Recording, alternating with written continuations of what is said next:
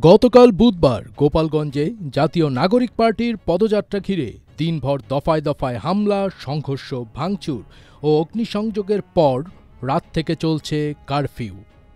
আতঙ্ক ও উৎকণ্ঠার রাত পেরিয়ে আজ বৃহস্পতিবার ১৭ জুন সকালে সেখানে থমথমে পরিস্থিতি বিরাজ করছে। তবে কারফিউয়ের মধ্যেও সড়কে সড়কে দেখা গেছে কিছু মানুষের উপস্থিতি। সংখ্যায় কম হলেও জরুরি প্রয়োজনে বাইরে বেরিয়ে আসা এসব মানুষ বিভিন্ন গন্তব্যে ছুটছেন। আজ সকালেই গোপালগঞ্জ শহরের বিভিন্ন এলাকা ঘুরে দেখা যায় এখনও রাস্তায় পড়ে আছে ইটপাটকেল, বাঁশসহ যান চলাচলের নানা প্রতিবন্ধক সামগ্রী। সড়কের পাশে থাকা গাছ কেটে রাস্তার ওপর ফেলেও যান চলাচলে প্রতিবন্ধকতা সৃষ্টির চেষ্টা করতে দেখা গেছে।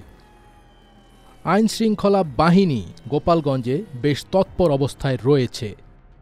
সেনাবাহিনী, বিজিবি এবং পুলিশ যে কোনো পরিস্থিতি মোকাবেলার জন্য তৎপর রয়েছে।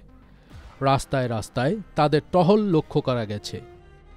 আজ সন্ধ্যা পর্যন্ত গোপালগঞ্জে এই কারফিউ জারি থাকার কথা রয়েছে। যদি পরিস্থিতি আরও খারাপের দিকে যায় তাহলে হয়তো এই কারফিউর মেয়াদ আরও বাড়াতে পারে প্রশাসন।